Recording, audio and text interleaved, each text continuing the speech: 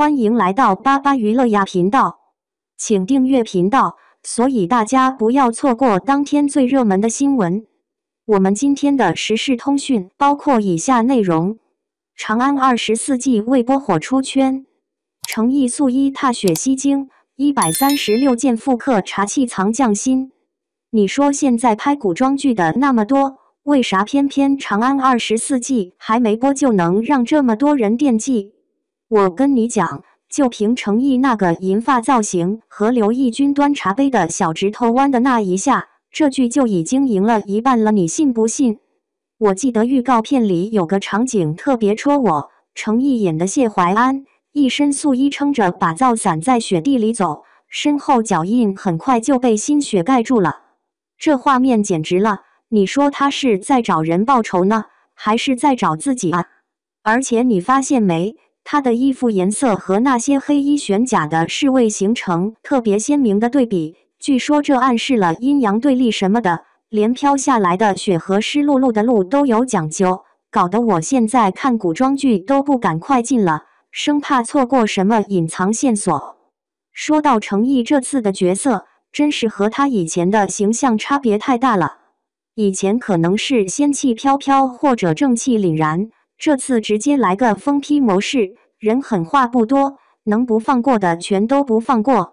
预告片里他有句台词是我见不得任何一个仇人有善终，配合那个眼神，看得我后背发凉，又忍不住想鼓掌。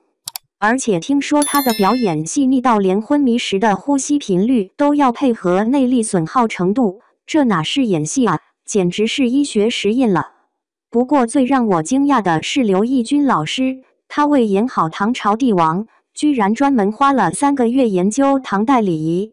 有个细节是端茶杯时小指弯曲的角度都有考究，这大概就是老戏骨的自我修养吧。想想现在有些古装剧里演员随便行个礼的样子，真是没有对比就没有伤害。制作团队简直就是一群偏执狂。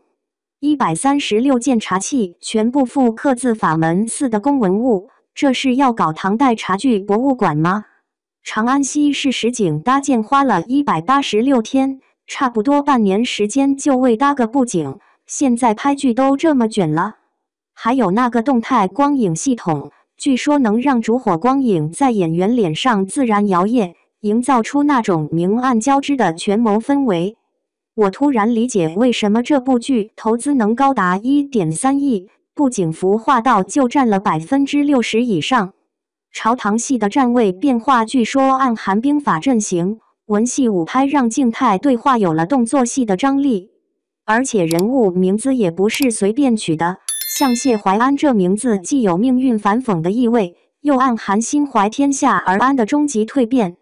这么说来，看这剧还得带点国学功底才行。演员阵容豪华的像过年聚餐，诚意领衔，加上倪大红、刘奕君、王劲松、张涵予这些戏骨，这哪是演戏啊，简直是演技派的华山论剑。听说他们拍戏时连群演的眼神都有戏，这让其他剧还怎么玩？剧情设定也很有意思，32集讲24个计谋单元，差不多一集一个计谋，这节奏怕是连喘气的机会都不给。而且它不是简单的复仇爽剧，而是计中计的故事，每集都可能推翻你对角色的认知。谢怀安这个角色更是复杂，表面帮皇帝巩固政权，实则把皇权当复仇工具，这种双面人设最容易出彩了。服装视觉设计偏冷峻厚重，由打造过琅琊榜风起陇西的班底负责，服装师还是国家非遗技艺传承人。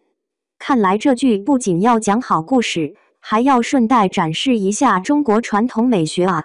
现在观众对仙侠古偶已经审美疲劳了，正好需要长安24季这种权谋剧来换口味。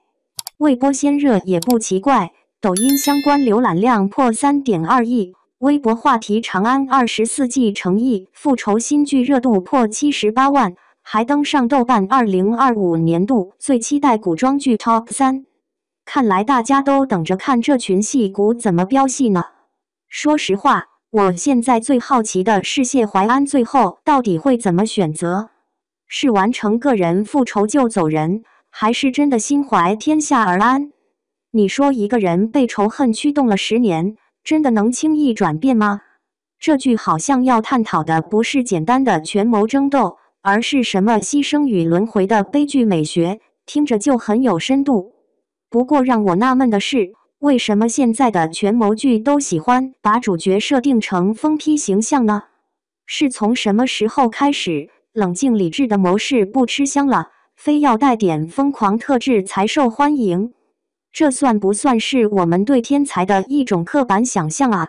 长安24季》这部剧还未开播，却已经凭借预告片与一些曝光的幕后花絮，迅速在网络上出圈。究其原因，一方面是主演程毅的角色转型成功，吸引了观众的眼球。谢怀安这个人物设定冷厉孤绝、疯批又带着谋士的深沉，和程毅以往的仙侠正气角色有很大差别，给人耳目一新的感觉。他在雪地里撑伞独行的画面，被不少观众称为定格名场面，那种孤寂与决绝的氛围瞬间拉满。再配合预告片中那句“我见不得任何一个仇人有善终”，几乎让人一下子看到了这个角色复杂的灵魂。另一方面，制作团队的用心也是这部剧未播先火的重要原因。比如复刻了136件唐代茶器，实景搭建长安西市耗时半年，甚至连光影系统都要模拟烛火的真实摇曳。这种对细节的极致追求，让观众感受到团队对历史质感与美学氛围的执着。老戏骨们的加盟更是锦上添花，刘奕君、倪大红、王劲松、张涵予等人本身就是品质保证，他们的演技一旦同场碰撞，光是想象就让人期待不已。剧情方面，《长安24季》主打计谋叙事，每集一个计策，既有快节奏的紧张氛围，也避免了拖沓。更重要的是，它并非简单的权谋爽剧，而是层层递进的计中计，角色身份与立场随时可能翻转。谢怀安既是复仇者，也是皇权的工具人，这种双重身份为人物增加了复杂性。